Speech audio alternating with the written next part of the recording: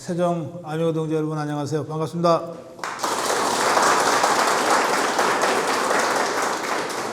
제가 어제부터 1박 2일로 지금 충청권 아미고 동지들 만나 뵙고 있는데요.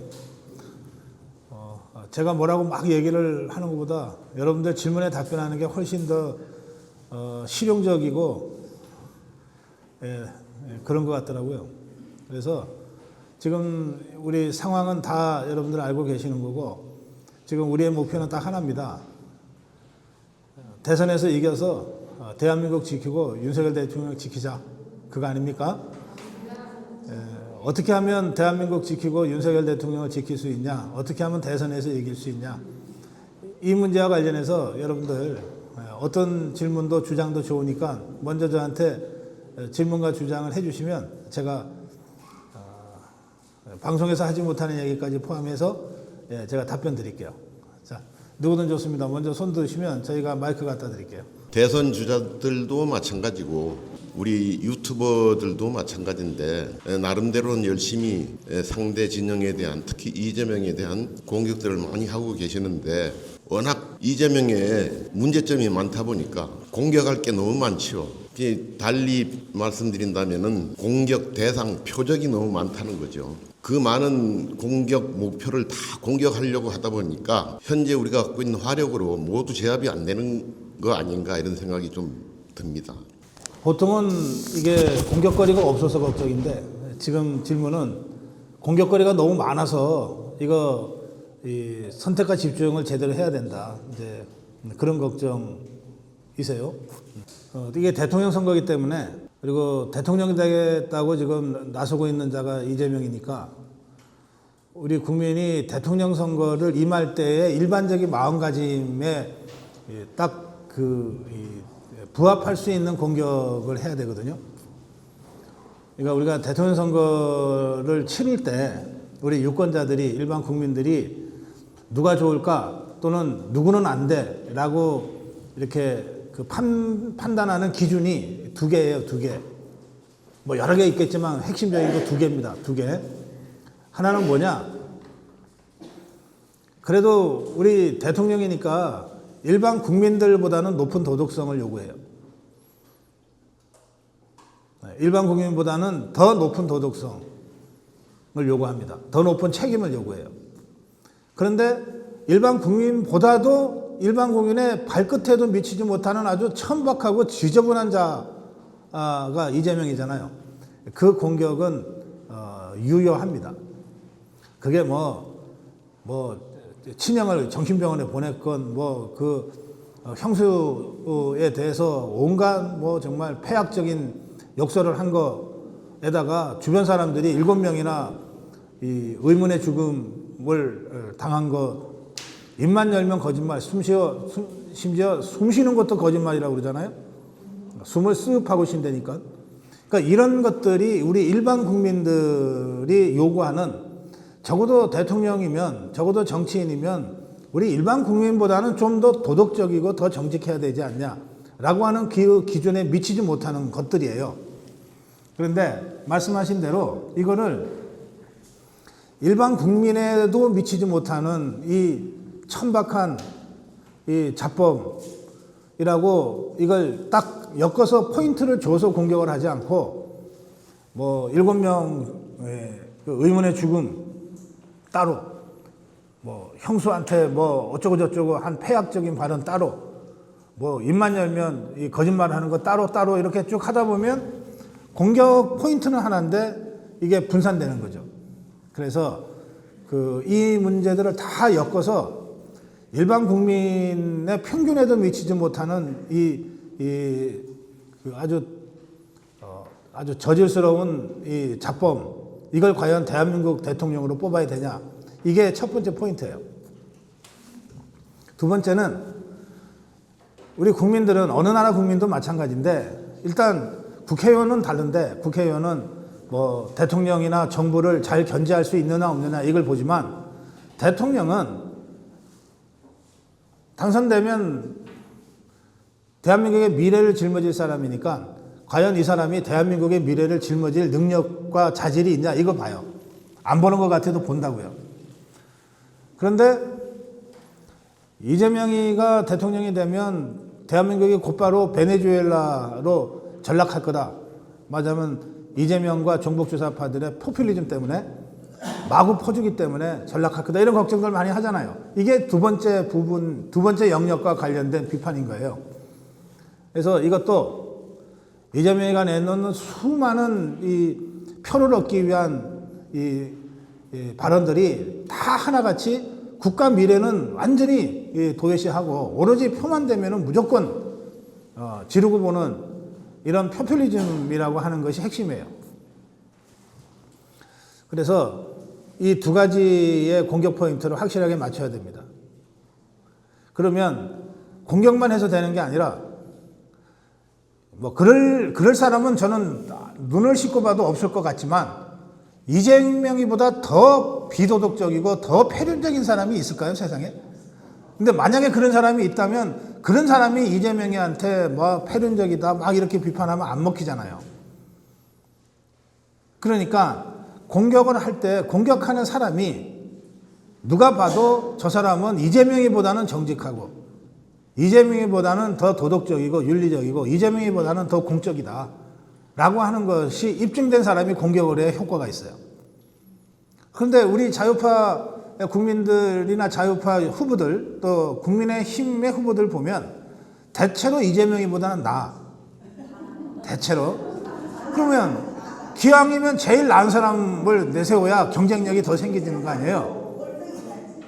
예, 월등히 낫는 사람을 우리가 후보로 내세우는 것이 제일 효과적이지.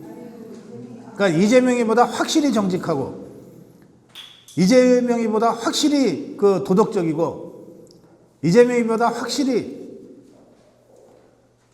언행이 일치하고 이런 사람을 뽑아야 돼요. 그리고 이 사람이 이재명이는 나라를 팔아먹어서라도 지 대통령 되겠다는 자인데 그런데 우리 자유파가 내세우는 후보는 정말 나라를 위해서라면 내 한 번 던지겠다고 하는 윤석열 정신을 이어받은 사람이면 되는 거야. 이 두 가지 기준을 가지고 지금 국민의힘 후보 경선을 봐야 되고 이제 국민의힘 바깥에도 황교안이다, 뭐 자유통일당 후보다, 또 한덕수다 이런 사람들이 지금 출마 물망에 오르고 있잖아요. 그럼 이런 사람들도 다 이재명이보다는 낫지만 그중 누가 더 극적으로 이재명과 대조적인 대척점에 서 있냐를 국민들한테 설명하기 쉬운 사람을 우리가 세워야 돼요. 국민들은 길게 설명하면 싫어해. 그리고 길게 그러니까 딱 세워놓으면 확 달라져요. 딱 비교가 돼야 되는데 세워놓고 이 사람이 이재명이보다 이런 면에서 낫고 저런 면에서 낫습니다라고 설명하려고 하면 이미 선거는 힘들어지는 거예요. 그래서 딱 세워놓는 것만으로도 달라도 너무 달라라고 국민들이 판단할 수 있는 그런 후보를 우리가 세워야 됩니다. 국민의힘 후보 중에서도 그런 사람을 뽑아야 되고 또 나중에 국민의힘 후보와 한덕수와 황교안과 자유통일당 후보가 2차 단일화를 할 때 그때도 우리 선택 기준은 그거예요. 누가 더 확실하게 이재명과 다른가 이 점을 가지고 후보 선택을 해야 됩니다. 그러니까 지금 김문수가 이런 얘기를 2번인가 했어요. 나는 이재명과 모든 점에서 대척점에 있는 사람이다. 모든 면에서 이재명과 대척점에 있는데 그런데 대척점에 있는 게 비슷한 경력을 갖고 있으면서 대척점에 있어야 비교가 쉽잖아. 이를테면 김문수는 경기지사 8년 했어요. 이재명이는 4년 했어.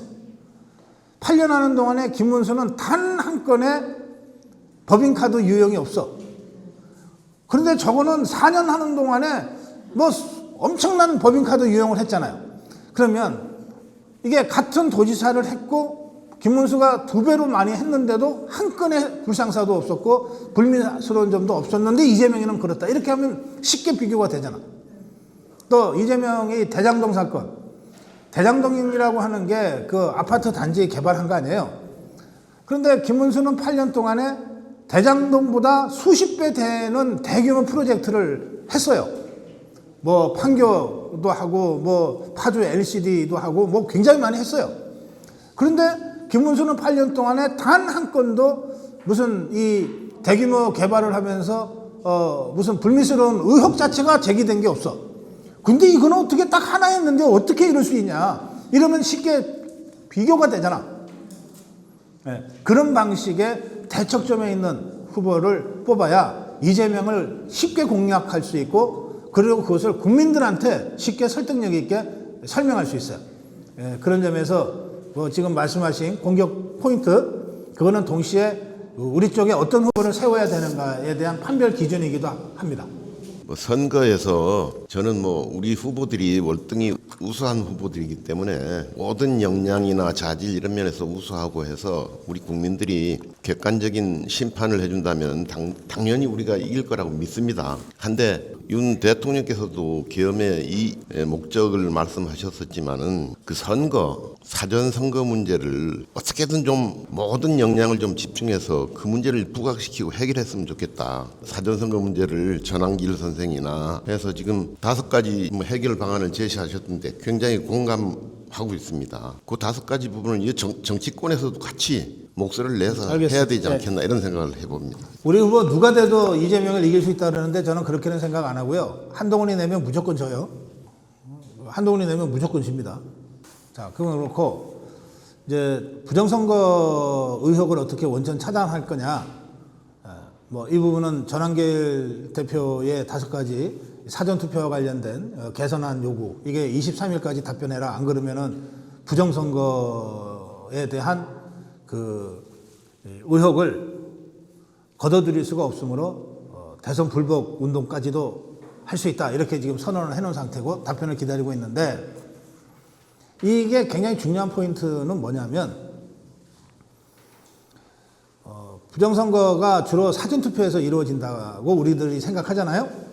그러면 사전투표에서 부정선거가 이루어지는 제일 흔한 방법은 뭐냐면 100명이 투표했는데 120명이 했다고 컴퓨터에서 조작을 해서 그래서 100명이 투표한 거는 그대로 놔두고 나머지 플러스 20명을 지그들이 원하는 좌파 후보들한테 표를 찍은 걸로 계산을 해버리는 거야. 이게 부풀리기 부정선거거든요. 이건 컴퓨터상 일어나기 때문에 이걸 잡아낼 수가 없어. 의혹은 있지만. 그래서 이거를 지금 계속 이런 의혹이 제기되니까 선관위가 뭐라 그랬냐면 요번 사전투표는 이틀 동안 하는데 1시간 단위로 3,500개 투표소에서 몇 명이 투표했는지를 1시간 단위로 발표하겠다 그랬어. 선관위가. 그런데 선관위 발표를 어떻게 믿냐고. 그죠? 그래서 이런 방법을 내가 제안하는 거예요. 뭐냐면 아니 저것들이 발표하겠다고 하니 좋다. 우리도 세겠다. 3,500개 사전투표소에 우리 자유파 국민이 혼자 가면 좀 위험하잖아. 2명 내지 3명 조를 짜서 가서 만복이라도 가지고 가서 투표소에 들어가는 사람 한 명 한 명 세는 거야. 이 사람이 들어가서 1번을 찍든 2번을 찍든 그런 건 상관없어요. 총 투표자 숫자를 세는 거야. 세서 우리가 먼저 발표하면 안 돼. 딱 갖고 있어야 돼. 딱 100명 들어갔다. 그러면 딱 갖고 있어. 그러면 저것들이 1시간마다 하나씩 발표한다 그랬으니까. 근데 발표가 120명으로 났어. 그러면 이게 20명 뻥튀기 한 거 아니야. 그러면 그 순간 어떻게 해야 돼? 선거 거부를 해야 돼. 저것들이 우리가 계산하니까 100명인데 저것들이 발표하기를 120명으로 했어. 이거는 명백한 부정선거 의혹이 있으니까 당장 투표 중단하고 사실관계부터 확인하자. 그리고 그 현장에서 싸움을 시작해야 돼요. 부정선거는 현장에서 싸우지 않고 지난 다음에 투표 끝나고 개표 끝나고 중앙선관위가 누구 당선됐다고 발표한 이후에는 백날 재개해봤자 아무 소용없어. 우리가 기껏 할 수 있는 게 대법원에 가서 재검표하는 거 이런 건데 지금 사법부 전부 저것들이 다 장악하고 있는데 어떻게 믿냐고.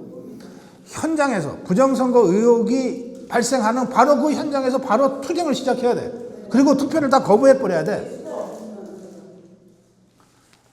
근데 저거 순간이가 그거 발표를 지것들이 공식적으로 안 하면 우리가 이거를 갖고 확인할 방법이 없어요. 근데 하겠다 그러잖아. 그러니까 오케이. 그럼 우리도 세겠다.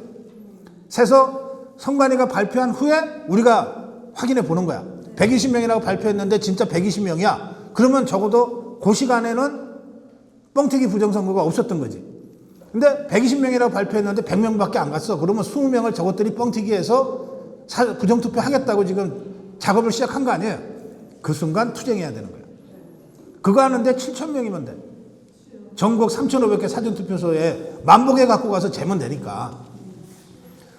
그런 방식으로 딱 그립을 제대로 딱 움켜쥐고 부정선거 투쟁을 준비해야 돼요. 그 다음에 질문은 그러니까 질문의 핵심은 뭐냐면, 그런데 저 국민의힘이 도대체 싸워주지 않으니 어떡하냐 이거였어요. 자, 국민의힘의 당헌 당규에는 제일 이 높은 사람이 당 대표잖아. 그 다음에 원내대표. 이게 지도부라 그러는 거야. 그런데 대통령 선거 때 경선으로 후보가 뽑히잖아요. 그러면 제일 높은 사람이 그 후보가 돼. 당헌 당규상 그렇게 규정돼 있어. 대통령 후보는 당 대표보다도 우선해서 당권을 행사한다 이렇게 돼 있어요. 그러면 이제 우리가 믿을 수 없는 저 쌍권총 상대할 필요가 없는 거야.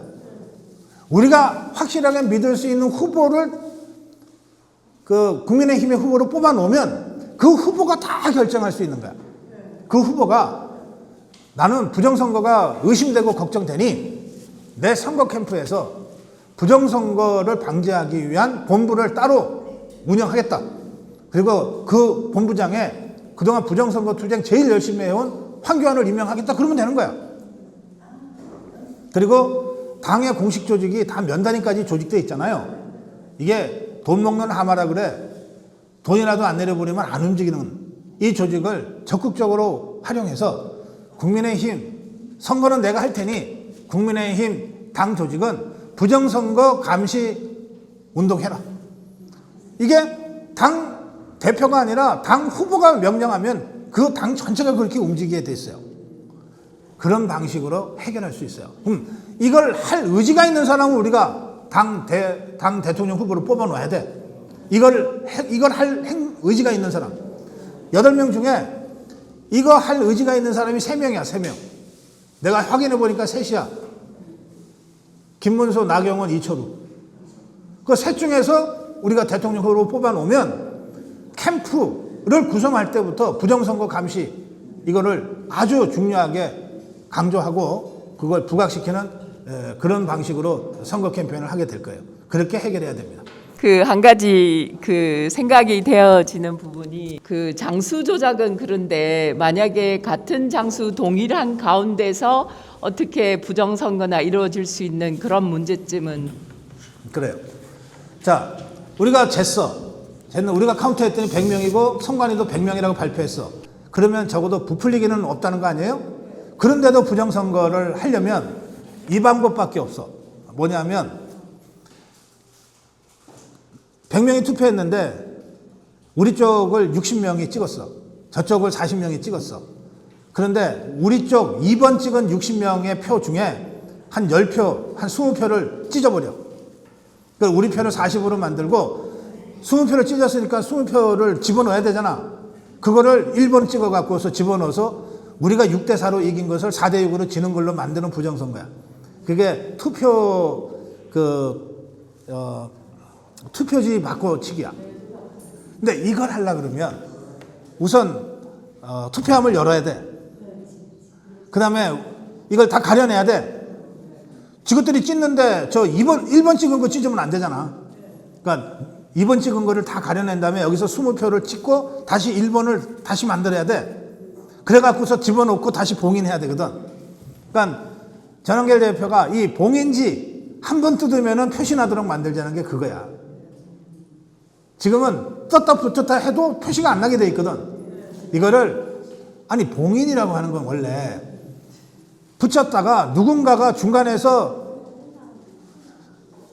이렇게 뜯어보면 표시가 나도록 만드는 게 봉인지잖아.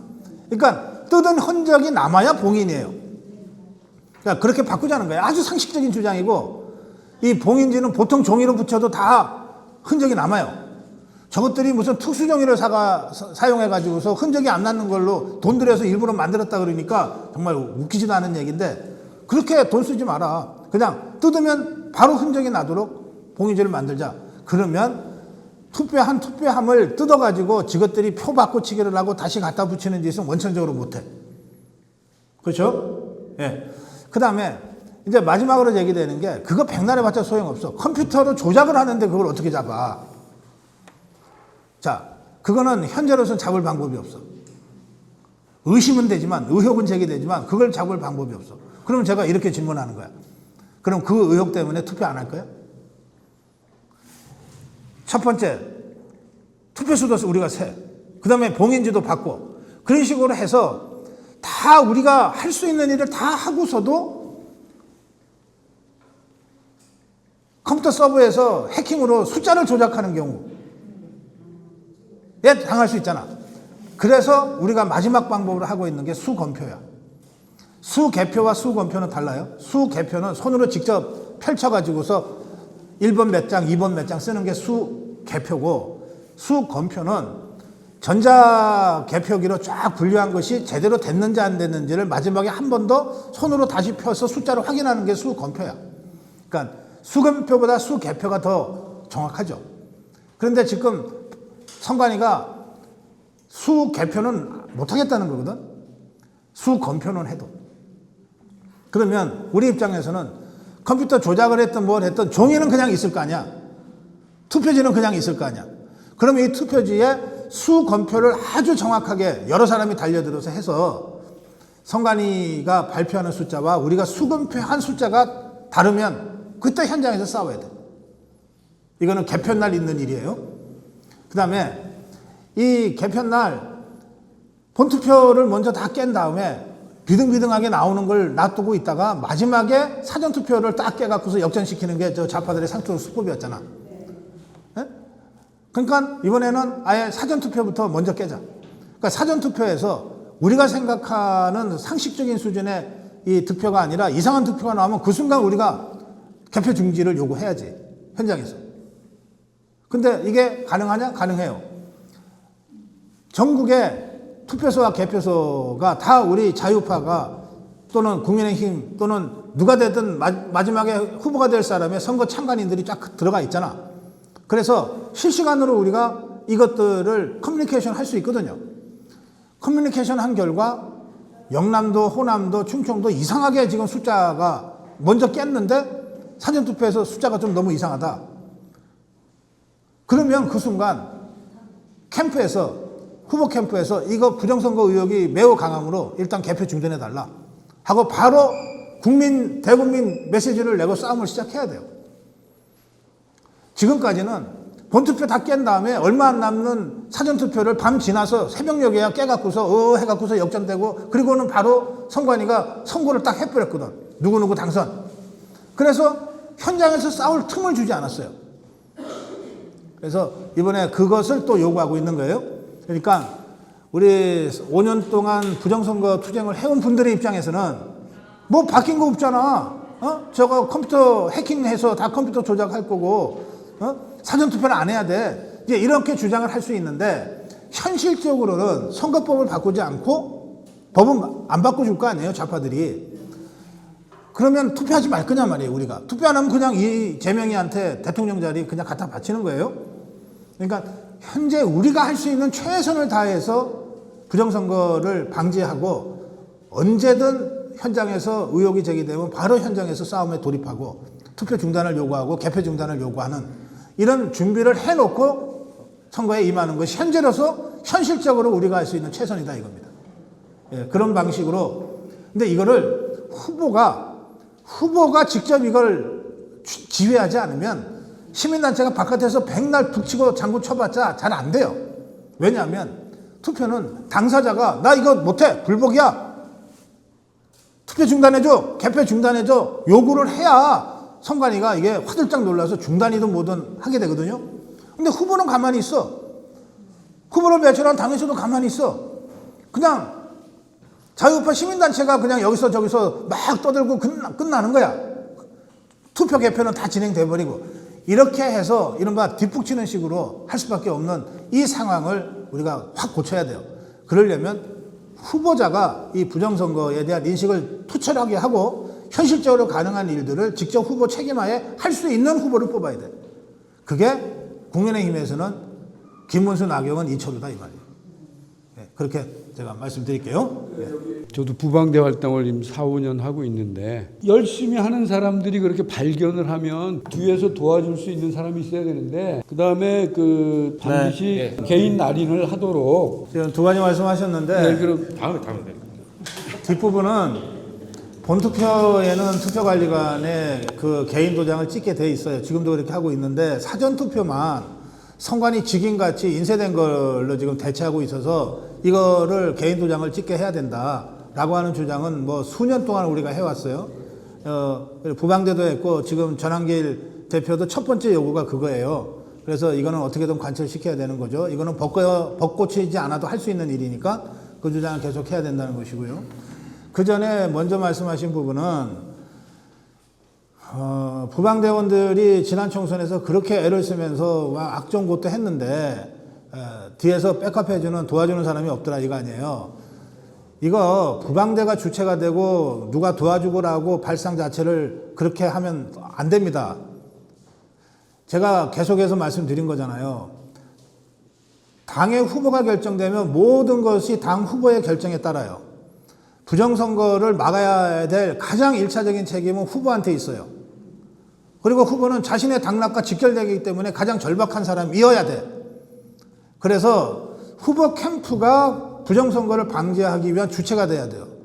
부방대는 시민단체로서 후보 캠프가 그렇게 움직일 때 그 후보 캠프와 함께 손잡고 연대해서 투쟁하는 단체가 돼야 돼요. 지금은 부방대가 주체가 되고 마치 당에서 도와줘야 되는데 이것들이 안 도와준다라고 하는 식으로 생각을 하시거든. 그러니까 그런 발상으로는 안 된다고. 부방대가 여기저기서 부정선거 의혹을 확인하고 문제를 제기해봤자 뉴스가 안 되잖아요. 후보가 후보 본인이 부정선거를 척결하겠다. 트럼프처럼. 그리고 여기저기 이 부정선거 의혹이 제기될 때 오전 11시에 후보 긴급생방송 기자회견에서 지금 이러이러한 부정선거 의혹이 있어서 이 투표 계속하면 안 된다. 투표 중단해달라. 후보가 공식적으로 요구하고 그리고 국민들에게 자신을 지지하는 사람들한테 지금 이런 상황이니까 투표장 가지 말고 잠깐 기다려달라. 이렇게 해서 완전히 전쟁판을 완전히 바꿔야 되는 거예요. 발상을 그렇게 해야 된다고. 부방대가 이렇게 열심히 했는데 왜 저것들이 안 도와줘는 지난 선거까지 얘기해요. 예? 그래서 제가 계속 강조하는 거예요. 후보가 정해지면 모든 것이 후보에 따라서 다 결정이 돼요. 그러니까 그걸 할 수 있는 후보를 우리가 뽑아놔야 되는 거예요. 저는 황교안이 탈당 안 하고 국민의힘 경선에 들어가서 대통령 후보가 됐으면 딱 좋겠어. 누구보다도 부정선거를 제대로 했을 테니까. 근데 황교안은 국민의힘에서는 도저히 이것을 할 수 없다고 생각해서 무소속 탈당 무소속 출마를 했잖아요. 그러면 국민의힘의 8명의 후보 중에 바로 이 일을 제일 잘할 것 같은 사람을 차선책으로 후보로 뽑아놓고 그리고 그 후보와 황교안과 뭐 한덕수와 자유통일당 후보가 연대해서 단일 후보를 만들고 그렇게 해서 황교안이 후보가 되면 뭐 부정선거 얘기는 더 이상 우리가 강조할 필요 없잖아요. 본인이 너무나 잘 아니까. 근데 다른 사람이 후보가 되면 황교안이 그 캠프에서 부정선거 캠페인, 부정선거 방지 캠페인을 책임지는 사람으로 포지셔닝 해서 일을 하자는 거예요. 당 따로, 시민단체 따로 지난 선거처럼 그렇게 했는데 그래가지고서는 안 된다는 거예요. 후보와 당과 우리 자유파 시민단체가 한 몸이 돼서 싸워도 이길까 말까 한 거예요. 그런 방식으로 우리가 발상을 확 바꿔야 된다. 그 말씀을 제가 계속 드리고 있는 겁니다. 자, 다른 의견이요. 지금 부정선거 이 부분에 대해서 많은 사람들이 이것을 어떻게 하면 부정선거를 사전선거에 대해서 철저하게 어떤 방법을 우리가 제시를 하고 한다 하더라도 우리가 대통령이 누가 되든지 간에 홍준표가 되든 김문수가 되든 나경원이 되든 결국은 또 탄핵을 당할 수도 있고 손발이 다시 묶일 수도 있는 그런 상황이 올 것 같거든요. 윤석열 대통령 1, 2, 3 계엄 말씀하시면서 어설프게 했다고 표현하셨는데 저는 그렇게 생각 안 합니다. 애초부터 윤석열 대통령이 국가적 위기 상황을 국민들한테 알리기 위한 그런 일종의 자극제로 1, 2, 3 계엄을 준비해서 선포했기 때문에 그 어떠한 국민 단 한 사람도 피 흘리는 일 없이 평화적인 방법으로 위기를 알린다고 하는 애초에 윤석열 대통령이 생각한 개헌 목적에 부합하게 이루어진 거예요. 저것들이 그것을 내란이라고 몰아세우고 또 우리 국민들도 계엄령 그러면 영화에서 본 뭐 탱크가 진주하고 막 꼼짝 못하고 막 이런 거를 생각하다 보니까 야, 하려면 제대로 하지 이런 얘기를 쉽게 하는데 윤석열 대통령은 진짜 제대로 계몽령을 한 거예요. 그게 종북주사파들의 공격 그리고 우리 자유파 진영 안에서도 별로 생각 없이 그냥 툭툭 뱉는 분들이 많잖아요. 아, 하려면 제대로 하지 하는 예? 그런 것들 때문에 지금 윤석열 대통령이 제대로 하지 못한 것처럼 이렇게 되어 있는 것은 그건 매우 잘못된 시각이라고 저는 생각해요. 네. 그리고 윤석열 대통령이 애초에 의도했던 대로 국민이 개몽됐잖아요. 2030만 개몽됐어요? 여러분들은 개몽 안 됐나요? 다 개몽됐잖아. 피 한 방울 안 흘리고 우리 국민 전체를 이렇게 개몽시킬 수 있는 대통령이 또 누가 있어요? 그래서 저는 윤석열 대통령이 비록 탄핵당해서 사저로 쫓겨났지만 그러나 승리자다 이렇게 생각하는 거예요. 자, 그건 그렇게 얘기를 해놓고 지금 말씀은 우리가 자유파 대통령을 누구를 뽑아놓든 또 탄핵당할 텐데 저것들을 아주 원천적으로 철퇴를 가할 방법이 없냐 이거 아닙니까? 자, 국회 해산을 할 수 있는 헌법 조항이 없어요. 그러니까 아무리 대통령이 아니라 대통령 할애비가 와도 국회 해산을 시킬 방법이 없어. 우리 헌법. 네.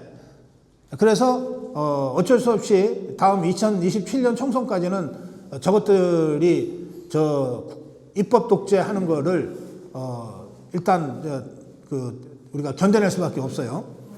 그런데 두 가지입니다. 윤석열 대통령을 저 종북주사파 저것들이 탄핵하려고 했던 게 언제부터인지 아세요? 대통령 탄핵되자마자. 그렇지. 예? 그렇지. 2022년 4월부터야. 2022년 3월에 대선 이기고 2025년 5월에 취임을 했는데 취임도 하기 전에 2022년 4월부터 촛불 들고 탄핵하면서 나왔잖아. 그렇게 시작해서 3년 걸렸어. 탄핵은 그렇게 쉬운 게 아니에요. 그러니까 누가 되든 다음 대통령은 우리 자유파 대통령은 2027년 국회의원 총선거 전에는 탄핵 안 당해요. 탄핵 안 당해요. 그 다음에 두 번째, 국회의원은 지금 해산은 할 수 있는 법적 방법이 하나도 없기 때문에 2027년 총선에서 우리 국민들이 저것들을 심판하는 수밖에 없는데 그 전에 할 수 있는 일이 하나 있긴 있어. 그게 뭐냐? 사법 처리. 그러니까 우리 많은 자유파 국민들이 더불어민주당 한 52석인지 54석인지는 부정선거로 당선이 된 자들이야 라고 우리가 지금 생각하잖아요. 그러면 그것들을 너 부정선거로 했으니까 당장 내려와 하고 끌고 내려올 방법이 없단 말이에요. 예? 그걸 끌고 내려오려면 선거법, 부정선거니까 선거법 위반으로 해서 사법 처리를 해서 끌고 내려와야 돼. 그런데 이 54명이 전부 다 이미 기소가 돼 있으면 몰라도 기소되어 있는 사람 거의 없어요. 그러면 공소시효가 6개월밖에 안 돼. 선거법은. 그래서 다 빠져나가 버렸어. 의혹은 있지만. 그리고 보세요. 저 송영길이 돈봉투 사건 있잖아요. 그걸로 지금 송영길이부터 지금 유죄 받아서 감옥 가 있는데도 돈봉투 받았다고 하는 여러 가지 증거에도 불구하고 돈봉투 받았다고 추정되는 한 10명 가까운 국회의원들은 아직 검찰에서 조사도 안 받고 있어. 버텨서. 그것도 못하면서 지금 이런 의혹 제기됐다고 해서 52명인지 54명인지를 끌어내릴 수 있냔 말이에요. 현실적으로. 그래서 저는 이번에 우리 자유파가 다시 정권을 잡으면 저 밀린 숙제하듯이 저 돈봉투 사건부터 제대로 처리해야 된다고 생각해요. 그리고 문재인이가 대통령 때 저질렀던 수많은 범죄부터 하나하나 지금 척결해 가야 된다고 생각하거든요. 문재인은 저게 공범이기 때문에 공소시효가 남아있어요. 울산시 선거농단 사건, 납부거부 강제북송 사건, 월북몰이 사건, 원전 경제성 조작 사건, 부동산 조작 사건, 이게 다 지금 이 공범들이 지금 재판 중이기 때문에 문재인이는 그 사건의 최고 주범이야. 문재인이부터 사법 처리를 하면 그 똘마니들까지 쫙 사법 처리가 가능하거든요. 그러면 이거를 왜 윤석열 대통령은 왜 안 했냐? 왜 못 했냐? 예? 윤석열 대통령 하려고 그랬죠. 하려고 그랬어요. 근데 대통령이 직접 수사하는 건 아니잖아. 대통령이 직접 수사할 수 없잖아. 그럼 누가 수사하냐? 검찰총장이 하는 거야. 검찰총장이. 그리고 검찰총장한테 야, 이 사건 수사해 라고 지시할 수 있는 유일한 사람은 대통령이 아니라 법무부 장관이에요. 그래서 윤석열 대통령이 왜 한동훈을 법무부 장관으로 임명하고 한동훈의 추천을 받아서 왜 이원석이를 검찰총장으로 임명했냐. 저 좌파 종북주사파 척결을 제일 잘할 것 같아서 임명을 한 거란 말이에요.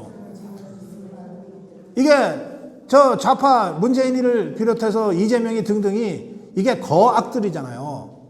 거악 사건을 주로 다루는 것이 특수부야. 특수부. 검찰의 특수부. 옛날에 중수부. 그러니까 윤석열 대통령도 특수부 검사 출신이고 한동훈이도 윤석열 대통령이 특수부 검사를 할 때 밑에 데리고 있던 애잖아.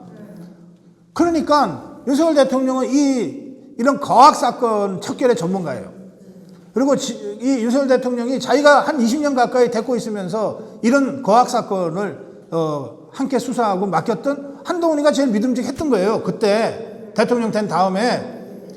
그래서 이 자를 검찰 전체 검찰총장을 지휘할 거악 척결의 적임자라고 생각을 해서 몇 계단을 건너뛰고 벼락 출세를 시킨 거 아니에요. 그리고 한동훈이 이자가 검찰총장을 지휘해야 되는데 검찰총장이 호흡이 좀 잘 맞는 사람이 돼야 될 거 아니에요. 문재인이 이재명 세력과 싸우려면. 그래서 한동훈의 추천을 받아서 이원석이를 총장으로 임명을 해준 거예요. 모든 칼을 다 넘겼어. 모든 권한을 다 넘겼어. 네가 좀 알아서 해봐라. 이 두 자가 배신을 한 거 아니에요. 대통령을.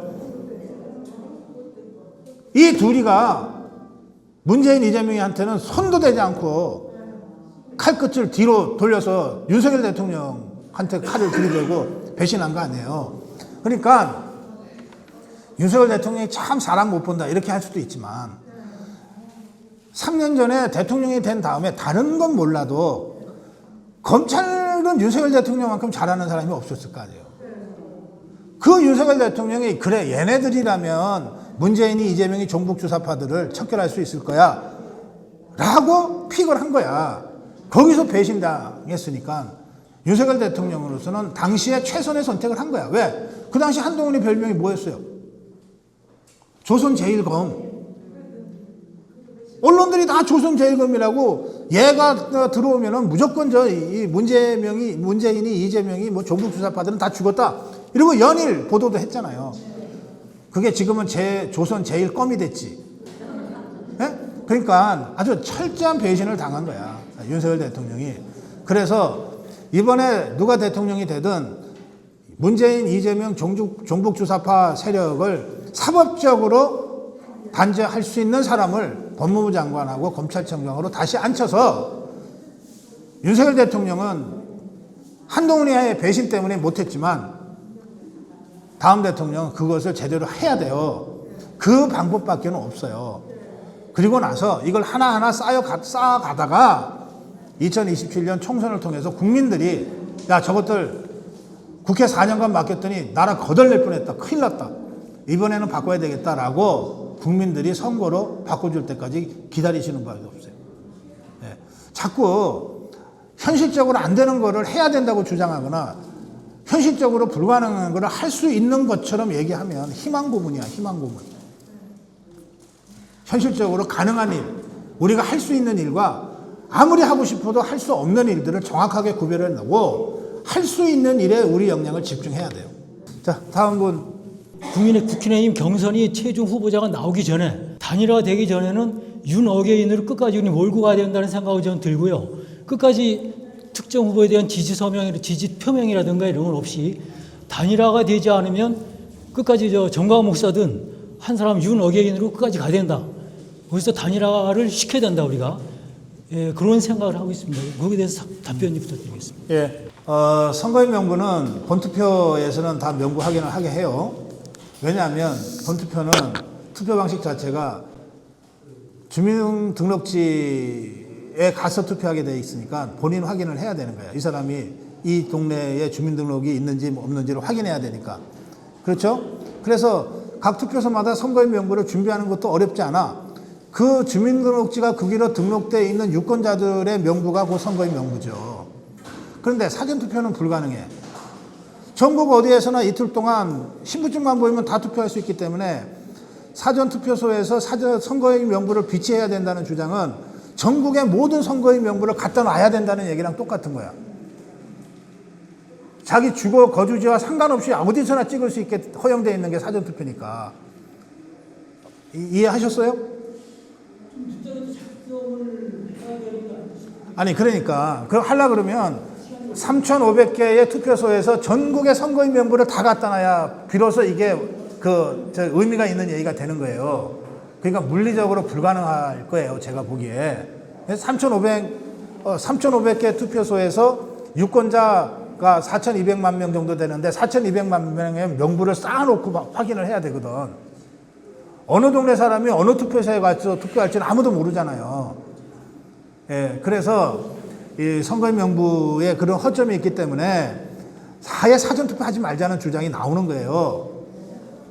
그러니까 지금 상태에서 지금과 같은 방식의 사전투표 법적으로 고칠 수 없는 이 상태에서 이 사전투표를 하는 3,500개 선거구에서 선거인 명부를 갖다 놓고 해야 된다고 주장하는 것은 창고 하나 갖고 한 사람이 올 때마다 이 창고 전체를 열어가지고서 이 사람이 맞나 안 맞나 확인하는 얘기랑 똑같은 얘기가 되거든요. 물론 제가 예를 들어 그렇게 얘기한 거지 다 전산적으로 확인할 수 있도록 만들어야 되는데 저것들이 안 하죠.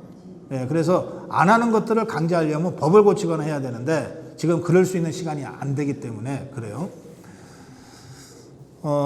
그 다음에 국회의원들은 왜 부정선거 투쟁에 안 나서냐. 국회의원은 선거를 통해서 당선이 된 사람들이잖아요. 부정선거였든 뭐였든. 그죠? 당선됐는데 왜 부정선거 투쟁을 해? 부정선거라고 하는 걸 입증했다 칩시다. 그러면 그 결과는 뭐죠? 재선거 해야 되는 거잖아. 나 당선됐어. 그런데 재선거를 또 하라고? 부정선거가 있었든 없었든 어쨌든 당선이 돼서 배지 달고 있는 사람들한테는 부정선거 주장하고 투쟁하라는 얘기는 너 재선거에 각오하고 해라는 얘기랑 똑같은 거예요. 그 사람들한테는. 그러니까 현역들이 안 나서는 거야. 그래서 이미 선거가 끝난 다음에 부정선거 이슈를 아무리 제기해도 현역들이 힘을 갖고 있는 상태에서는 이것들은 절대 부정선거에 동조하지 않는다고요. 자, 그래서 지난 얘기를 하는 것은 저 국회의원들한테 안 먹혀요. 2024년에 부정선거 있었는데 왜 너네 조용해? 지는 됐는데. 떨어진 사람들은 얘기할지 몰라도. 그래서 부방대 활동에 의미가 없었던 게 아니고 굉장히 큰 의미가 있었어요. 그거는 타초경사의 효과가 있었다는 뜻이에요. 타초경사, 풀을 두드려서 뱀을 놀라게 해서 쫓아낸다 이런 뜻입니다. 예? 우리 시골에 살 때 논두렁에 뱀들 많았잖아요. 그때 막대기도 있고 먼저 툭툭 풀을 쳐서 소리를 내서 뱀한테 여기 사람이 가니까 빨리 도망가라 알려주는 거야. 그러니까 뱀이 놀라서 빨리 도망가게 만드는 게 타초경사예요. 그러니까 부방대가 5년 동안 부정선거를 얘기했고 그리고 대통령이 계엄령까지 선포하는 주요 요인으로 됨으로써 이제 누구나 다 부정선거가 있었을 가능성이 높다고 보게 된 거 아니에요. 그러니까 이 부정선거를 방지하자고 하는 국민 여론이 형성이 됐잖아요.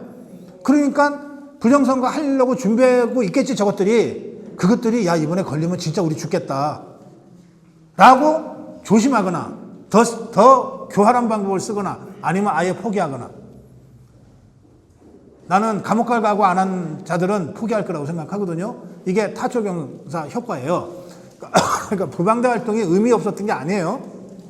앞으로도 의미가 있어. 그런데 우리 국민들에게는 또 정치인들에게는 2024년 부정선거, 2020년 부정선거를 얘기해봤자 이 사람들이 자기네 어젠다로 받아들이지 않아요. 그래서 당장 40일 앞둔 대선에서도 부정선거가 있을 수 있다고 하는 주장을 하면 국회의원들은 뭐 그러거나 말거나 하겠지. 지선거가 아니니까. 그러나 대통령 후보는 다르다는 거예요. 지가 선거에서는 이겼는데, 투표에서는 이겼는데 개표에서 질지도 모른다. 이거 아닙니까?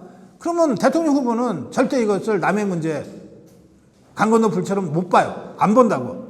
그러면 후보가 야, 내가 이겼는데 개표에서 질 수 있잖아.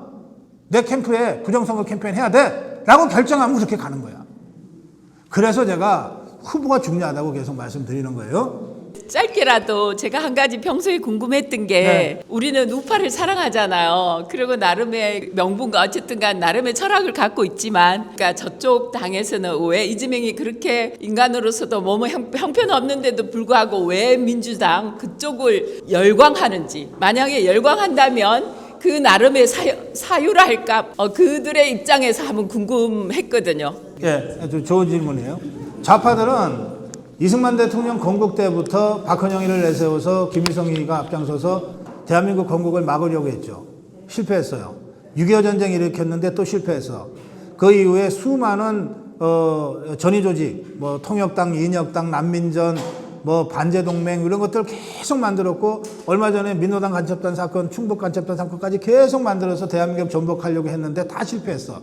근데 실패하면 그냥 실패가 아니고 몇 사람이 죽어나가는 거야.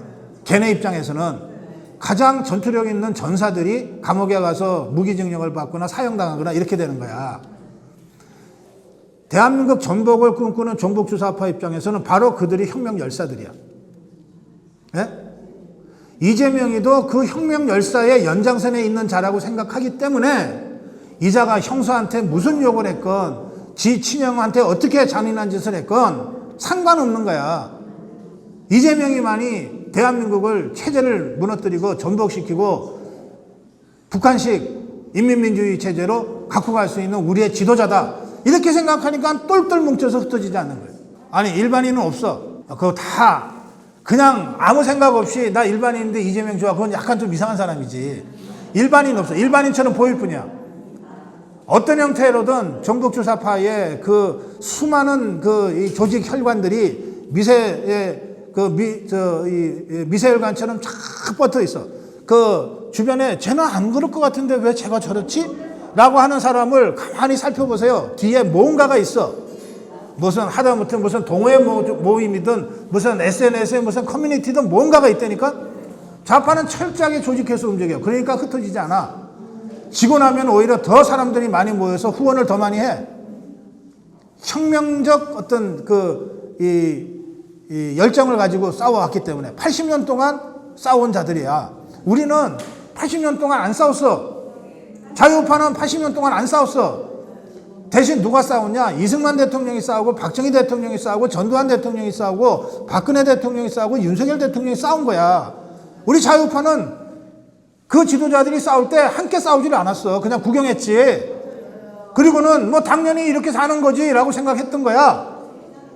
그런데 8년 전에 그랬거든. 박근혜 대통령 탄핵되니까 아이고 그리고는 말았잖아.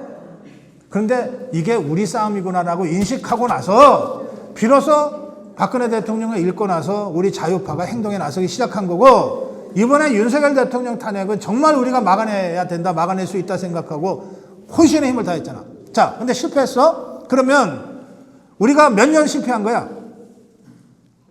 8년 실패한 거지. 그 중에서도 3년은 우리가 정권 잡았으니까 빼. 5년 실패한 거야. 저것들은 80년 실패해도 여전히 포기하지 않고 더 그악스럽게 달려드는데 이 못난 자유파는 고작 5년 실패해놓고 나서 다 포기하려고 그래. 그래서 이길 수 있겠어요?